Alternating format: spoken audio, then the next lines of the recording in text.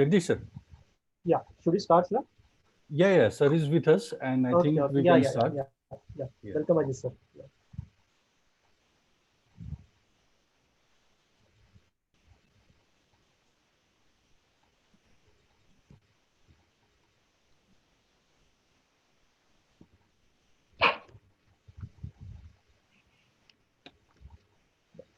So, hello everyone. Good afternoon, one and all. Hope you and your family are doing good in this pandemic situation. Even though the situation is worse, then also being a student, faculty, and industry person, our learning will never be stopped. I, Professor Jagdish Pimple, Head of IT Department of Nagpur Institute of Technology, Nagpur. On behalf of IT Department of NIT, I heartily welcome you all for online one-week international webinar series on top trending technologies in the world.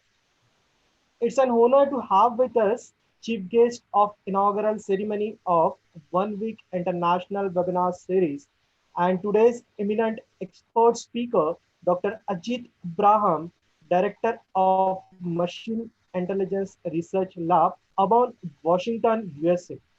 Dr. Amol Deshmukh, our beloved and dynamic principal of Nagpur Institute of Technology, Nagpur. I heartily welcome you, Ajit sir and Amol sir. Today, I'm glad to share with you all more than 2,000 participants are registered from various countries like USA, UK, Canada, Bangladesh, India, and Australia are registered for this workshop.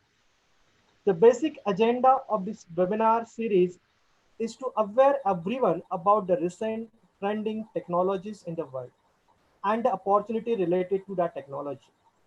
In this 1 week long webinar series, every day we will be having a session on recent technology like soft computing, artificial intelligence and machine learning, cyber security, big data, Internet of Things, and many more. The session is going to be delivered by industrial experts. With this, now I would like to request Dr. Amol Deshmukh sir, Principal NIT Nagpur, to give his opening remarks. Sir, please. Thank you, Jagdish sir. Well, good afternoon, one and all. On behalf of Nagpur Institute of Technology and Shri Sai Shikshan Sanstha, I extend our heartfelt thanks to Dr. Ajit Abraham, Director, Mir Labs, and who is an achiever in himself. I mean, if you look at for the profile of Ajit sir, I mean, he's on the IEEE technical committees and many more such bodies, and a huge network of researchers is with us, and he's leading that particular network. And this is the need of the time, that during this particular condition of pandemic, when whole of the world is facing a challenging situation, the topic of this particular webinar is very apt. It is top trending technologies, and this is the time when we should equip ourselves with all these latest advancements in the technologies, and we shall be using all this whenever the conditions are improving. So once again, sir, Ajit Abraham sir, I'm very much thankful to you, because I remember those days when uh, we have worked a lot on some of these agendas and some of these research topics. So, I'm thankful to all the participants who have joined this particular webinar. They are from across the globe. And I would like to thank Professor Jagdish Pimpe and Team Information Technology for organizing such a wonderful webinar.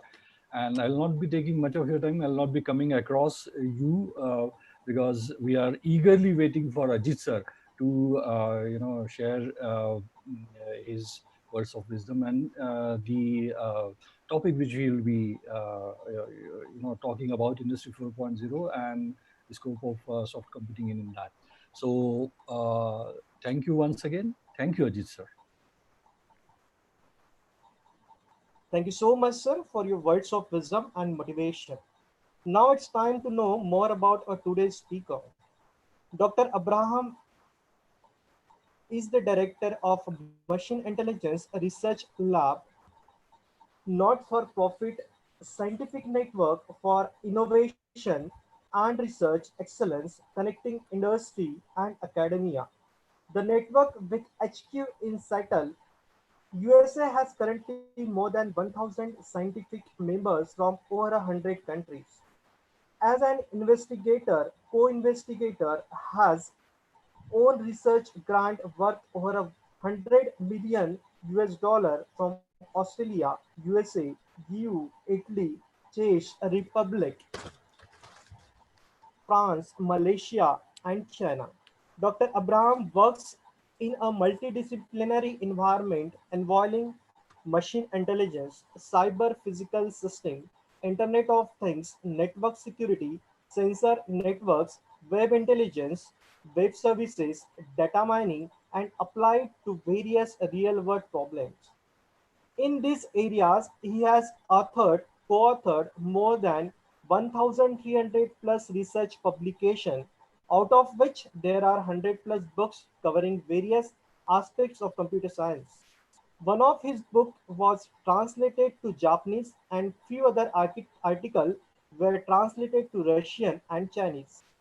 About 1100 plus publications are indexed by Scopus and over 900 plus are indexed by Thomson ISI Web of Science.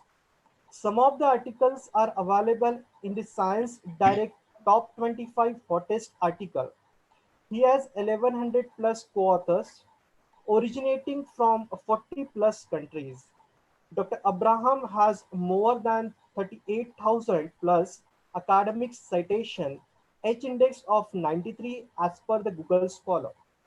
He has given more than 100 plenary lectures and conference tutorial in 20 plus countries.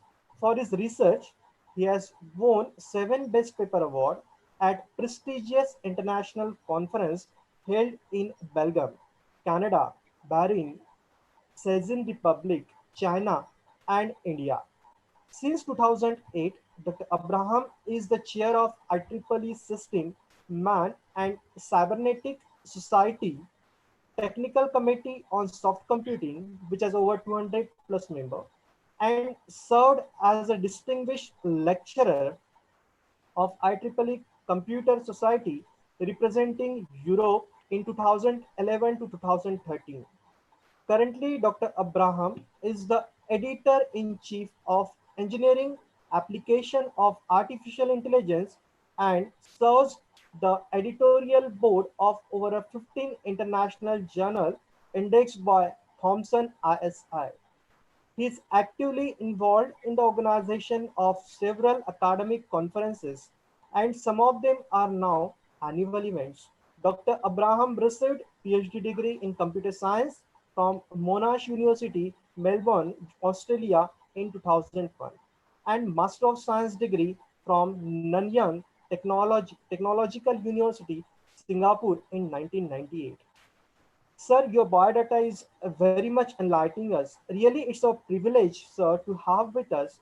Now I request Dr. Ajit Abraham, sir, to give an inaugural speech and start the session on Industry 4.0, the role of soft computing and data science. Over to you, sir. Sir, please. Am I audible very well? Yes, Yes, sir. sir. Yes, sir. Perfect. So, very good morning, good afternoon, good evening. I guess we have international crowd, so good day to all of you. It is indeed my a great pleasure to be part of this international webinar series. Uh, I know we are all going through a crisis time, and perhaps these sort of activities are really good to keep ourselves and the community busy. So I would like to congratulate the organizers for uh, this wonderful idea of the international webinar series, and I wish all the best for the next few days. Actually, myself, uh, I we just finished a 4-week webinar series on Friday, and still I'm tired because every day we had like 2 3 lectures, and it was going almost for 4 weeks. So it was really tiring. But on the other hand, it really helped to enrich our knowledge and also polish our skills. And I think that is one way to look at the current crisis, because it is believed that the crisis is going to affect our economy and many other aspects in many ways, even though still the virus is raging very badly, but uh, it is believed that it will have significant impact for the next few years. And one way to transform ourselves is to polish our skills, get more more into academic matters, and especially getting more research done. I am the chief editor of a journal, and I just compared with last year. Last year, uh, for EAI, that means that is the engineering applications of artificial intelligence, we received total about 2,400 papers for year 2019. And as of now, for this year, 2020, we already received 2,100 papers, and we still have to, go like another 5 months. So you can imagine the amount of research being generated even during this crisis period. So I think it's a good time period for all of us, especially those who work in academia, to to involve in more research and improve our soft skills, productivity, and take things in a positive way rather than seeing like the effects of COVID-19. So I guess this type of series are very good and is ideally set to generate new ideas, collaborative networks, collaborations, discussions, and I hope this 1 week will be beneficial for all attendees, and I wish all the best. So coming to my talk, I thought of giving a more generic lecture because I'm sure all of you come from various backgrounds, probably from engineering, IT, and various other disciplines. So I thought of giving a more generic talk. And today I'm going to talk about Industry 4.0, which I guess some of you may be already well familiar. It's the fourth industrial revolution. And with a focus on how AI or soft computing, data sciences, all these technologies could play a big role within Industry 4. So that is the basic idea, and you can see my contacts on the slide. So if anybody needs some information, we can discuss offline. So I'll give a quick introduction about Industry 4, then getting into data sciences, intelligent computing. Then I will present some of our own work. We're using flexible trees and some conclusions. So for those who are totally new to Industry 4.0, this is the fourth industrial revolution. We refer back to the first revolution at the end of the 18th century, when we use steam and water power for simple automation, for turning wheels in agricultural farm and things like that. Then slowly, by the beginning of 20th century, we invented electric power. Then we could use electric power for various other things. Automation took into larger scale. Roads, big cities, interconnected networks, locomotives. So the revolution slowly started, and the third revolution, which happened in the beginning of the 70s, 1970, when we had developed electronic devices like PLCs, embedded systems, information technology. I guess we were able to design basic things.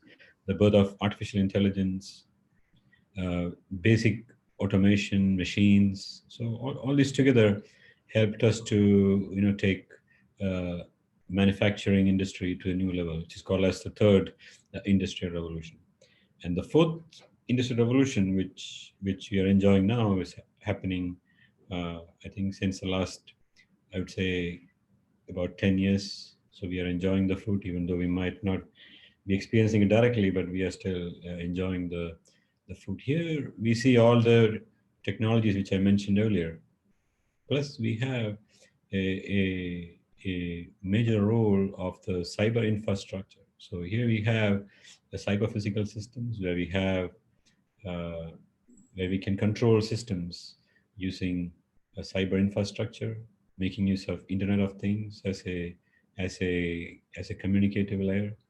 Then various technologies, for example, like augmented reality, to cloud computing, to information security. So a lot of things are sort of forming a, a technological uh, infrastructure to support Industry 4.0. Besides, as you know, with the robotics, various manufacturing technologies, etc., etc. So these are uh, already there. So that is actually the fourth industrial revolution, and some of the key players, like I mentioned earlier, is cyber physical systems. Like I mentioned, uh, we are able to control things remotely using the cyber infrastructure. For example, you can imagine if you want to control the traffic system in Delhi just by being in Nagpur. So using infrastructure to get the signals as sensor signals from Delhi, and then you're making a decision in Nagpur, and then you're trying to control the traffic situation in Delhi from Nagpur. So it's a very simple example how a cyber physical system works, and basically to to to help to aid these things, Internet of Things plays a very big role. So and these things means could be anything, could be computer instruments, sensors, various devices, cameras, and you can imagine the sky is the limit by using these technologies, especially when we look at like, especially during this crisis time, and I think the next few years, it is not only doing things, but we need innovative ways to do things. So if you do traditional ways of manufacturing or doing things, probably we won't be competitive. So we need to be more innovative, and IoT is one way to to showcase innovation because it is very easy to to do different things. So it can actually reduce costs, it can improve performance, it can even generate innovative services the way we do things. Even it can create new revenue streams. So it is believed that it can actually improve productivity in a very big scale. So now you can imagine all these massive networks, all these uh, devices, IoT, CPS, various other information flowing from various sources. We are looking at the massive volume of data, and also in different forms. So we have to handle volume in the first aspect, big data, what you call as big data. Then velocity could be streams of data from instruments, cameras, sensors. Okay, could be variety. For example, if it is related to some some internet, for example, it could be graph. Sorry, data could be in form of graph. For example, if it is social network, it could be in the form of graphs.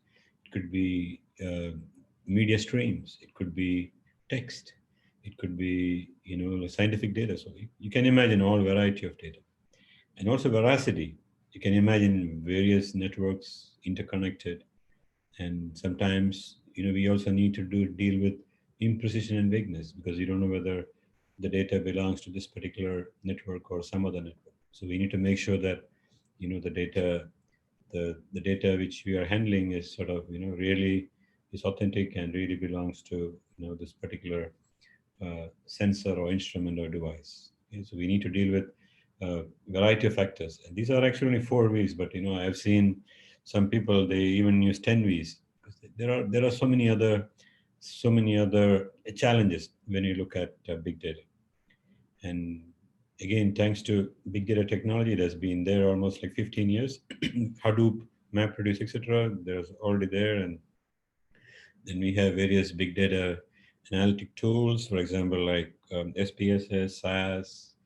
Uh, there are also free libraries from R, various other tool sets from various universities. Then there are some commercial tools like MATLAB, etc. So for analyzing big data. But if you want to really handle, like deep analytics, for example, you have 10 million tweets, and then the task is to find, what a summary of these 10 million tweets.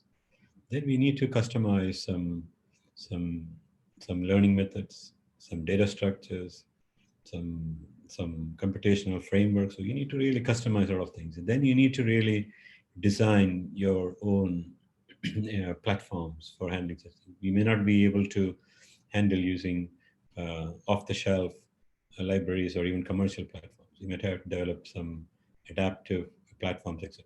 So, so basically, we will move into those type of platforms, which I will slowly introduce. So in AI, or I would say in soft computing AI, computational intelligence, it is all about finding patterns, right? I mean, for example, uh, if you know the number of COVID patients in a city every day, you can actually predict what is going to come tomorrow, right? It is sort of very easy. So basically, you are trying to find some patterns, how the trend is going. Okay. Similarly, like if you look at the sky, just by seeing the patterns of cloud, and if you feel the wind, the way the wind patterns are you're feeling, you can also make some decision whether it will rain, whether it will rain in 20 minutes, whether it will rain in 1 hour. Okay. And it also goes by experience. For example, my father may be able to predict the weather much better than myself because I don't have much experience. So experience also adds on to those intelligent decisions. And the idea for us is to create such intelligent decision-making platforms using artificial ways.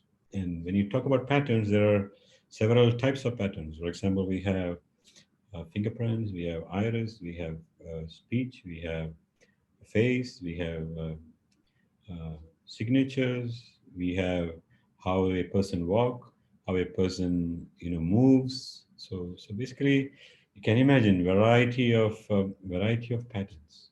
And the patterns themselves, there are different types. Some are very structured. For example, here you see the license plates from different states in the US. Even though you might see it is very colorful, but if you zoom in, you can see there are some numbers, state names, and basically you can use any image segmentation algorithm methods, and then you can easily extract those letters, and then you can easily identify you know this car belongs to this person, etc., in automated way. Okay, it is sort of very easy.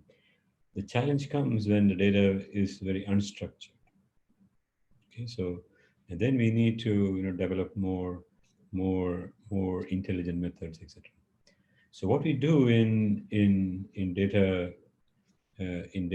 sciences or data analytics, or I would say in pattern recognition or supervised learning, what we do is we create models, based on some data. For example, we call it as a training data. We call it as a training phase. We understand the data, how it is, then we pre-process, then we make the model, and then we test the model using a different set of data to make sure that the model has learned that particular problem. Okay, so we need to present all the problem cases to the model. Only then the model can generalize.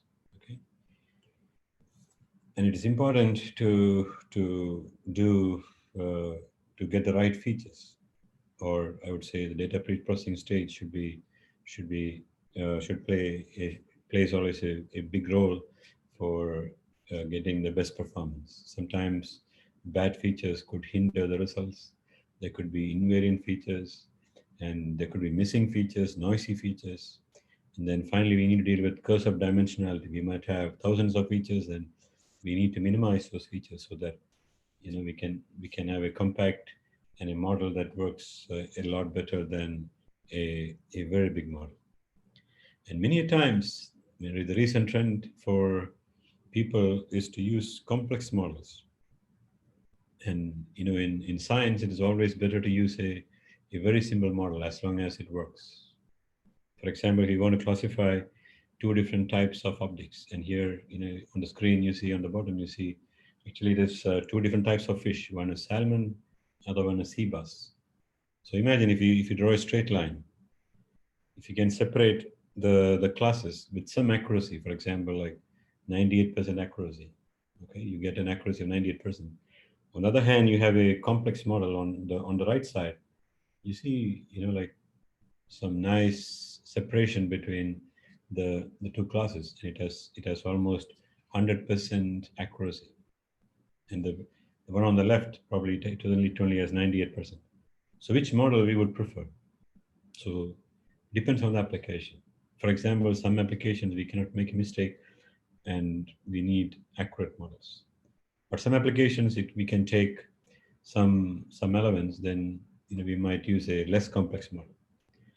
And in reality, in science, it is always better to use a less complex model than a more complex model, because a less complex model, it's always easy to explain why it didn't work or why it worked.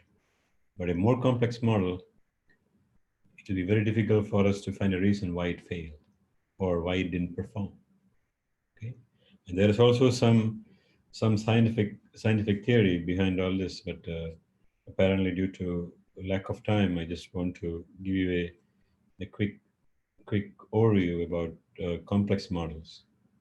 So it's always better to use a simple model than when compared to complex model, especially if you want to have your model performing well and in control. So when you go to a problem solving, typically we can categorize them into different classes. For example, we have a class dealing with functional approximation. So for example, if you want to identify faces, if you want to classify different animals, or if you want to classify different objects. So basically you have inputs, and then the idea is to categorize them in different classes. Or you are given the number of COVID patients today, and you want to know how many patients will be there tomorrow. Regression. So you have classification, regression, pattern recognition. All these problems falls under the category of function approximation. So basically, we are trying to build a model, or we call it a function. Typically, it can be a neural network, could be a if-then rule-based system, or it could be a decision tree, or a support vector machine, or it could be any function approximator. Clustering is another interesting problem, where we try to categorize similar looking objects as close as possible, and objects that are different as far as possible. So the clustered distance as close as possible, and intra-cluster as far as possible. So it is basically an optimization problem to keep similar things together and keep different things as far as possible. So clustering is also used for several data analytics problems to get some high-level information. Approximate reasoning is another interesting tool set to model vagueness and uncertainty. And many real-world problems face the problem of imprecision, vagueness, and we humans, we can easily understand, but how to make a machine understand such things. And many practical applications, sometimes precision could cost a very long computational time, and such models might not work in practice.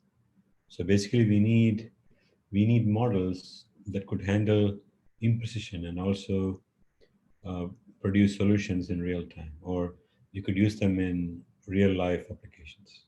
Okay, so I would say some of the best tool sets are like fuzzy logic, rough set, probability reasoning, etc. So which I will talk about in the coming few slides. Another important area is the field of optimization. So optimization is another big field where we try to find something optimal. For example, if someone asks you, what is the best shape of a pen? Like, I guess all of us have seen different types of pen, different shapes, different sizes, but what is the best shape? Whether it is either cost, whether it is the looks, whether it is a life, whether it is the brand, whether it is long life, whether it's a combination of everything. Okay, so for many practical applications, even humans, we don't know the actual solution.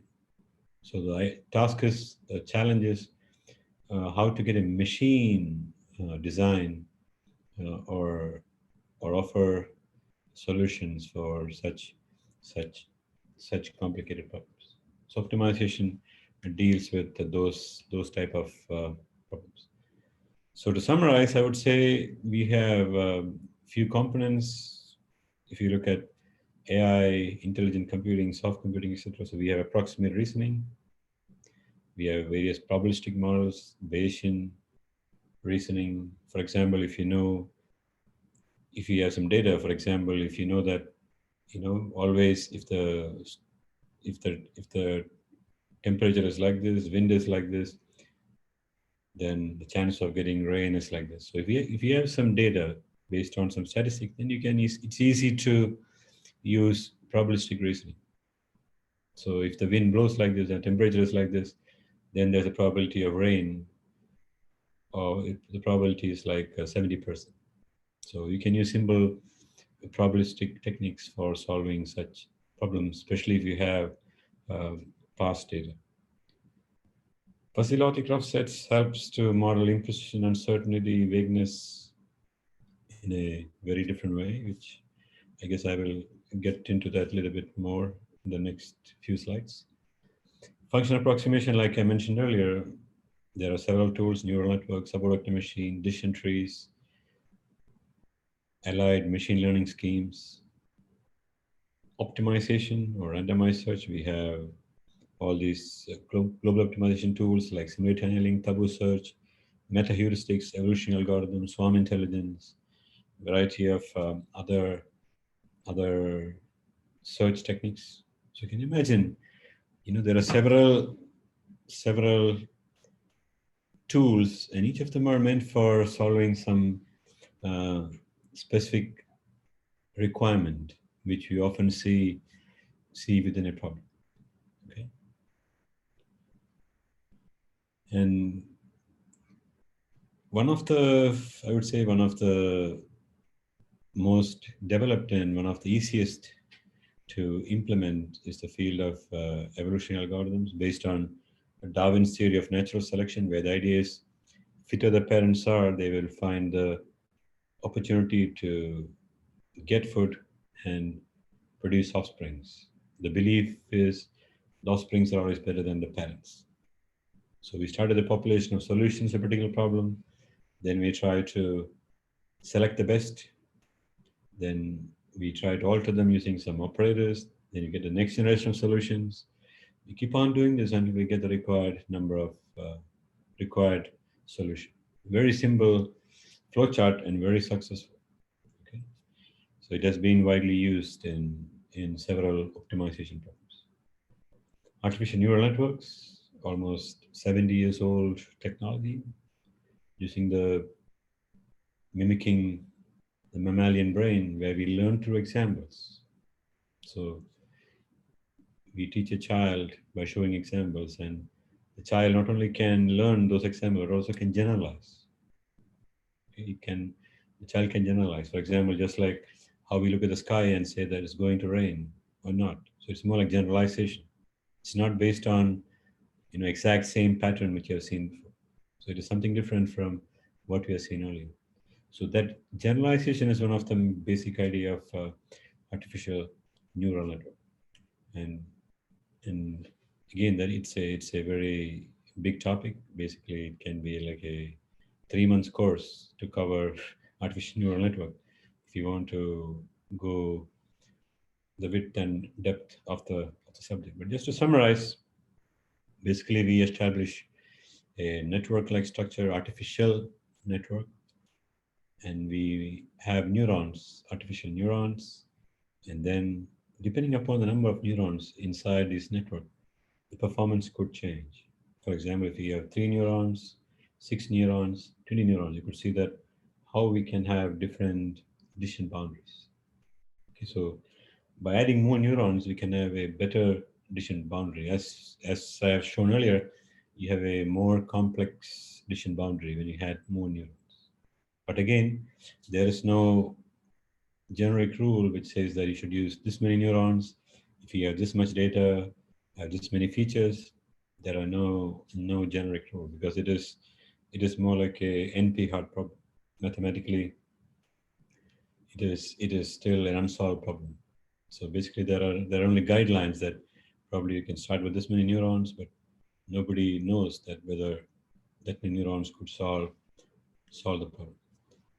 And the recent entry is what is called as deep learning, where we are trying to mimic the way we humans we learn features. For example, uh, I shall remember Amol by a smile. So probably if I only see a smile, I can recognize that it is Amol. I don't have to see his whole face. So we have this nice way of extracting high level features. So basically, we are trying to mimic this in a very artificial way, and we call it as deep learning neural network. So, for example, if you have the English, the digits 0 to 9, handwritten digits, and the idea is to develop a neural network, a deep learning neural network to learn these digits 0, 1, 2, 3. So you can see these digits have some features. For example, there are some zeros. For example, 0 is there 0. Then for 2 also you could see some zero-like structure. And for 8, there are some zero-like structure. For 6, for 9. So the idea is if you can learn these high-level features, some neurons learn these high-level features, some neurons learn where this is positioned, and some neurons learn the vertical lines, some neurons learn the horizontal lines, and then you combine this together, and then you get very interesting results.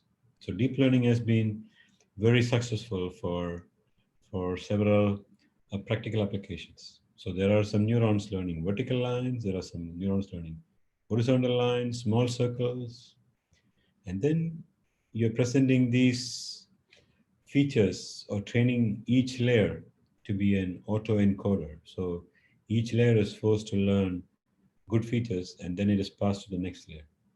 So it goes layer after layer, and finally you get the output from the last neuron, just like in a conventional neural. There are several ways to design neural network. One method is the field of evolutionary artificial neural network, where we try to use evolutionary algorithms to design neural network. For example, if you have a network like this, you can convert them, like a matrix like this, a feed-forward network.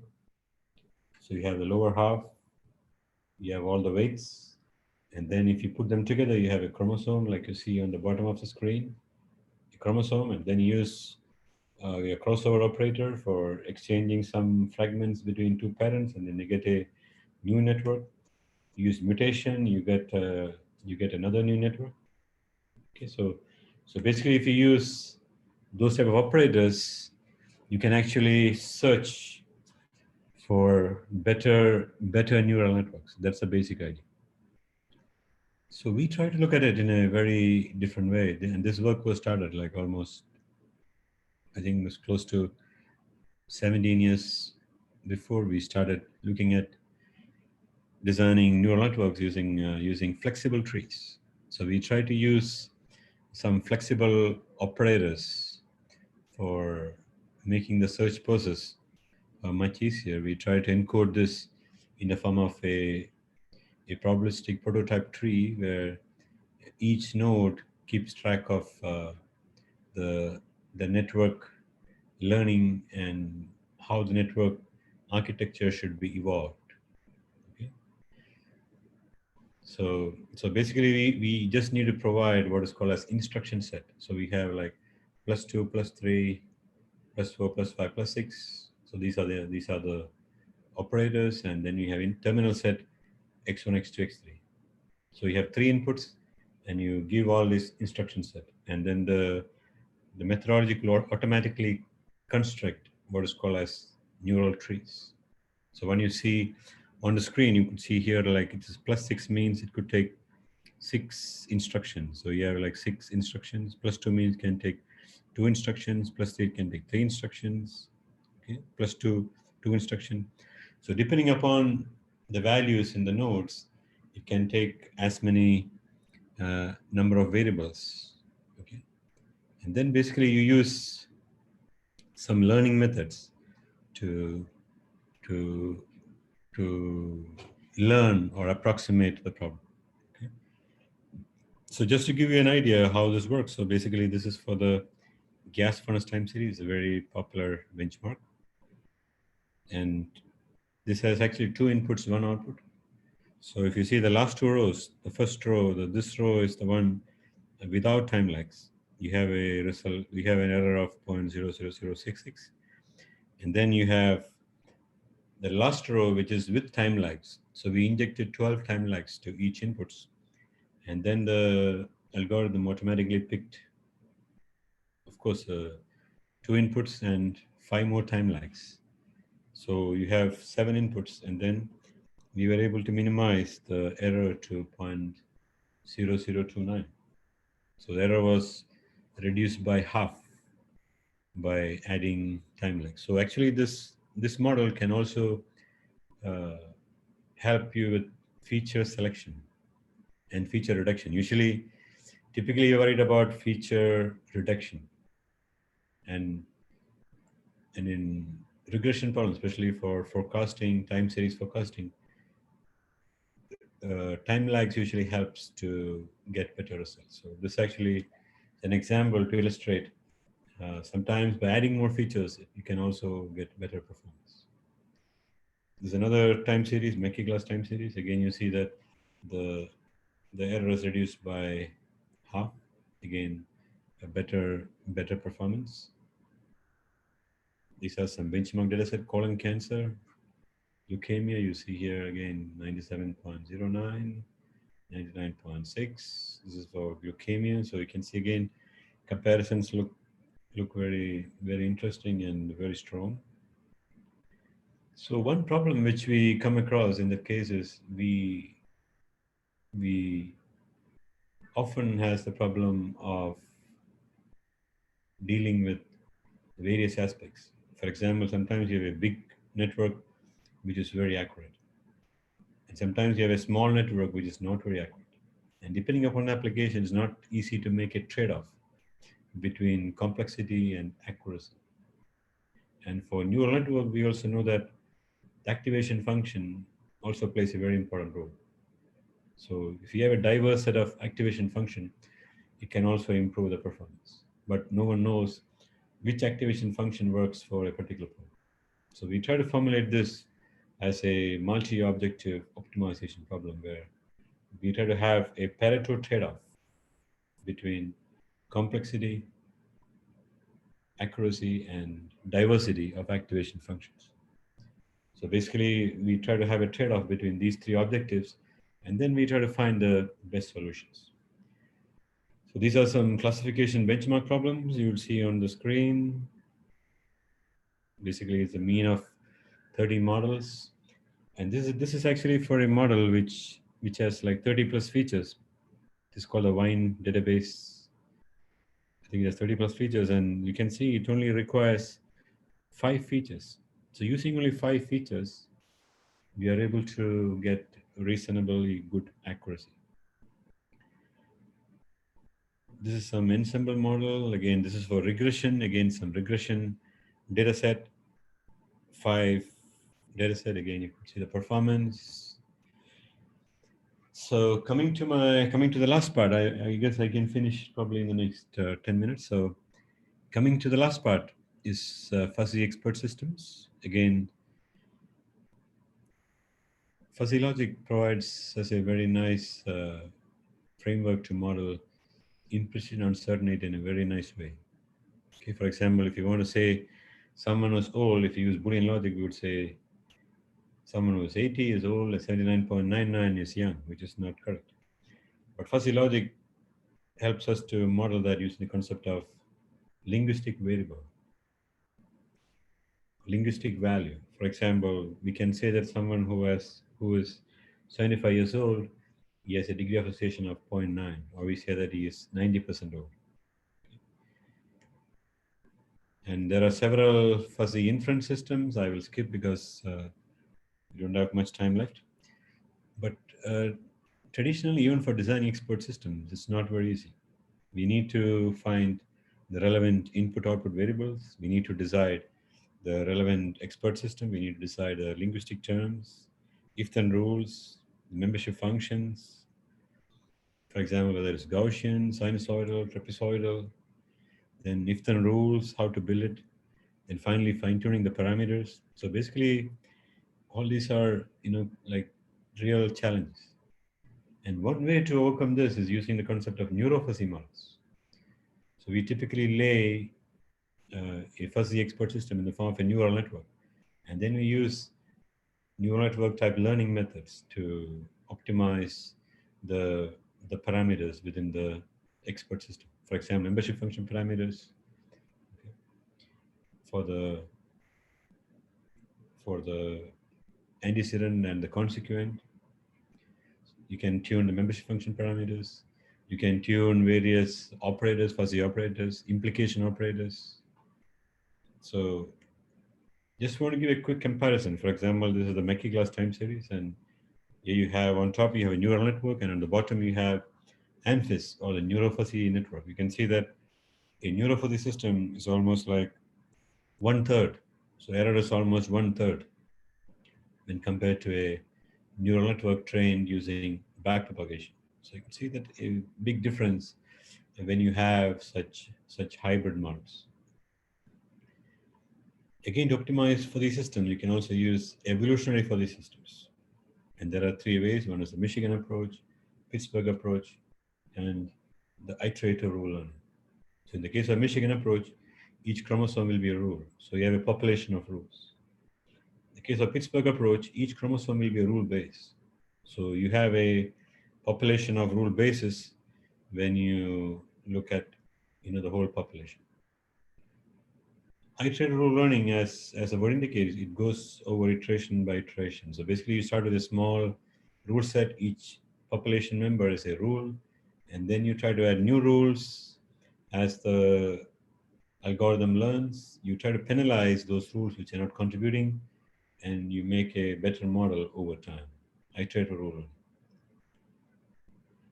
Again, just to give you a comparison of evolutionary for the system, you could see that once you use evolutionary models, you could see the error which you have seen earlier. You could see that error is again reduced to half.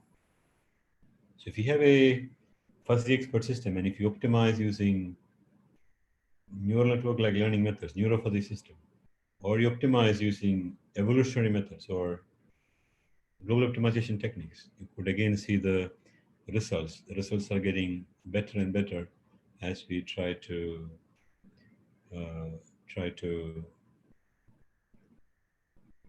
tune or try to optimize the model. Okay? So that's a basic takeaway message. The more you optimize, the more you tune, the better results you will get. This is again for the Mackey glass time series. And coming to flexible trees, so we can also use the same approach which I mentioned earlier, which I presented for neural network, also for fuzzy expert systems. And in the case of fuzzy expert systems, especially when you have so many input variables, for example, if you have 100 input variables, imagine if you want to design a fuzzy expert system. Probably many models doesn't work, and manual crafting of rules it's going to take a lot of time, and sometimes it may not be practical too. So basically, what we are trying to do is we try to we try to break these rule bases into small bases, and then somehow try to interconnect them, and we call it as a hierarchical system. Okay, for example, if you have 4 variables, x1, x2, x3, x4, you could say that these are the 4 different ways, right? Imagine if you have 100 variables. Imagine if you have 1,000 variables. Okay, those brings additional challenge. So we try to use the very similar method, like I mentioned earlier. We only need to provide instruction set +2, +3, and you have the input variables x1, x2, x3, x4, and then you could see we have the trees here. Basically, it is the same fuzzy system which you see on the left side. You have the trees, and then by changing these operators using crossover mutation, you can imagine you can search for optimal architecture and various parameters, etc., in a very easy way. So I will just show you some results. For example, this is for the iris data, which has 4 features. So you could see that sometimes you need only 3 features and you get 100% accuracy. Okay.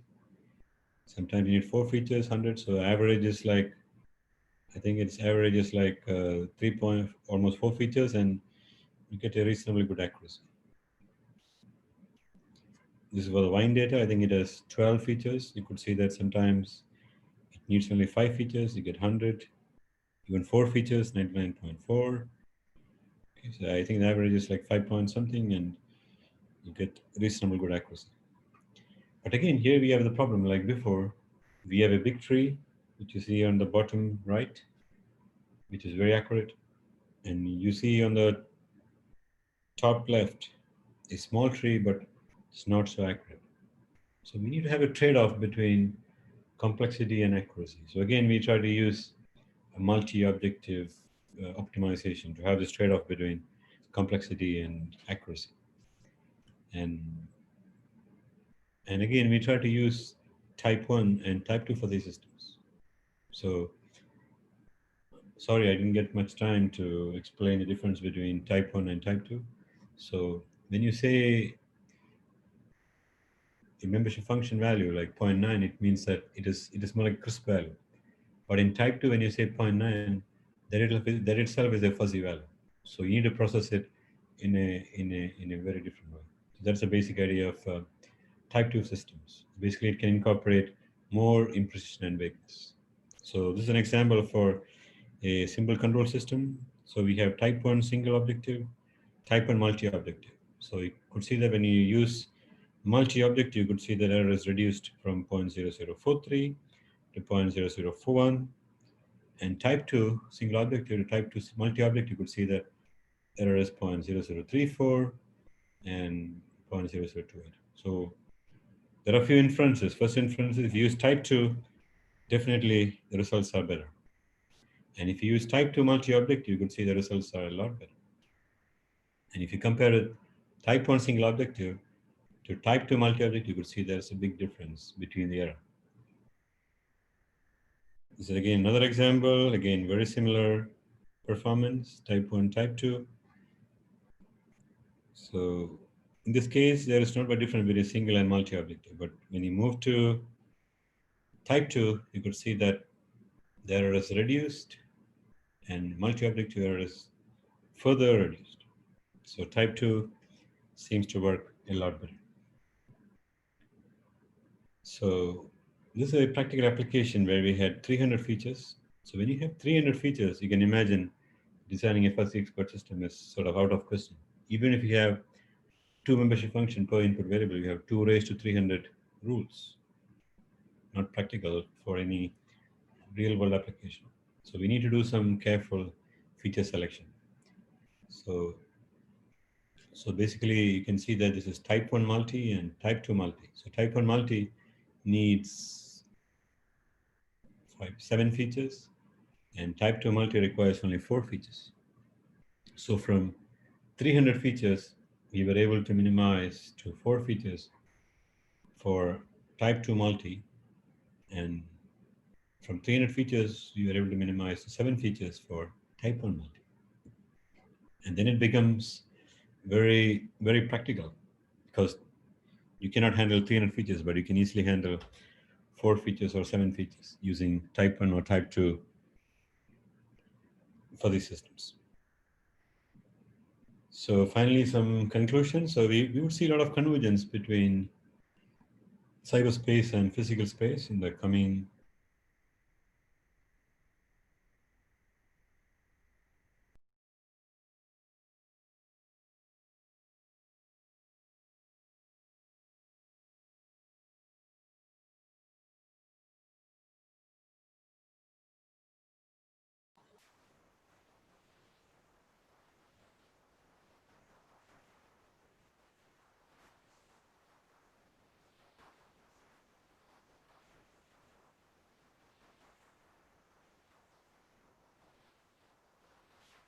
Hello.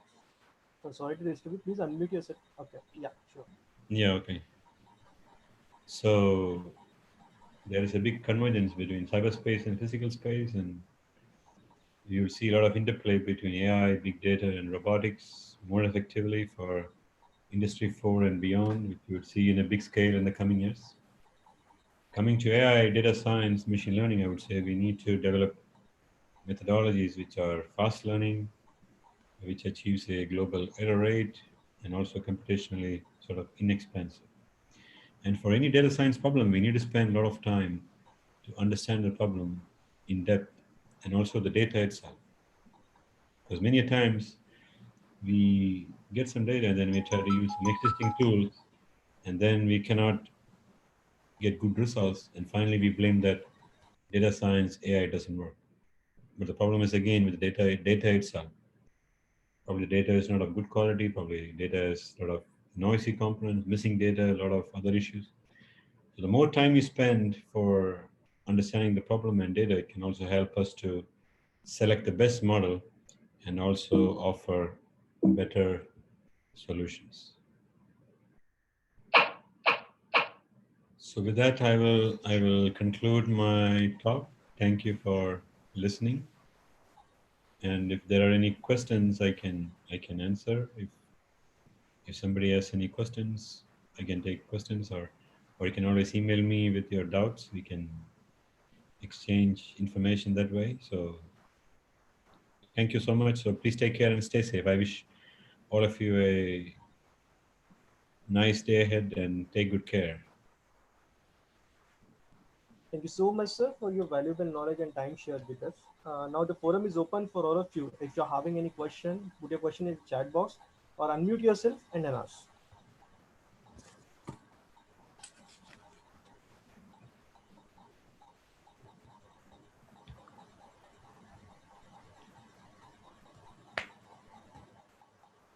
As participants, if you're having any questions or doubt, you have to unmute yourself and then ask. Otherwise, put your question in chat box also.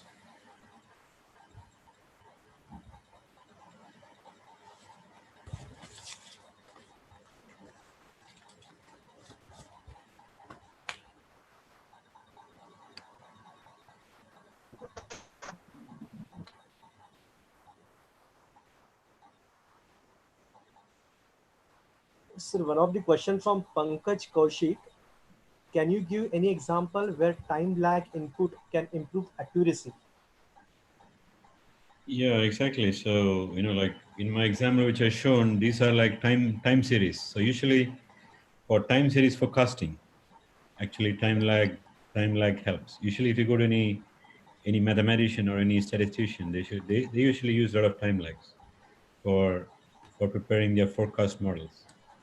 So for such problems, for time series forecasting, I guess time lags certainly help, and that is what I have shown in the results. Basically, those were time series and time lags really helped to improve the accuracy. Thank you, sir.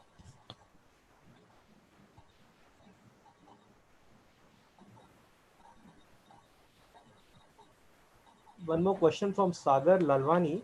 What is text to be data scientist? He's put it a question. What it takes to be a data scientist?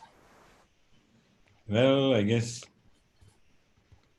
as long as you understand the the some fundamentals of machine learning, data science, and if you can process all type of data, like actually I didn't show much unstructured data. So basically, in data sciences, we need to handle all different types of data, not only structured data but also unstructured data. Sometimes the data could be in the form of PDF, could be images, could be videos, could be graphs, social networks. So basically, if you can handle all these various different types of data and find the right tool to process them, so that is all about data scientist or someone who does data analytics. Basically, it does the same way. And software, I guess, like there are no hard-bound rules that you should use Python, you should use R, you should use uh, C++, you should use some libraries. So all depends upon the data itself. So sometimes you have to deal with uh, data in real time, probably on the internet itself, on a browser. So basically, you cannot use all these methodologies. You need to have totally off the shelf something which you develop on your. So it depends, but I would say the general trend, Python, R, there are several libraries, several packages you can download, and you can easily play around, and anyone can become a data scientist basically in few weeks to a few months if you dedicate.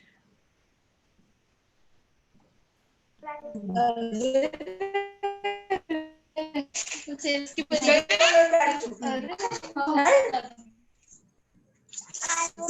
होना चाह रहे थे ना एक second.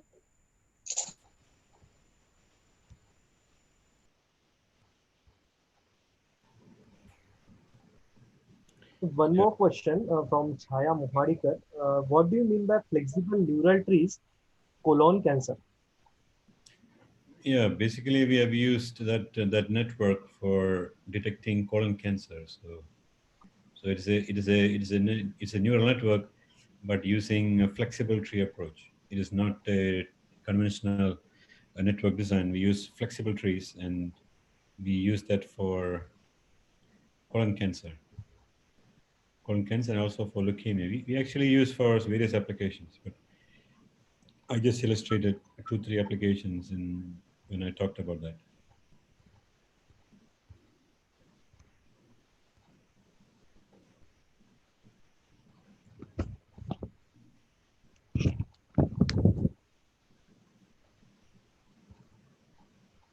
Okay, no more question.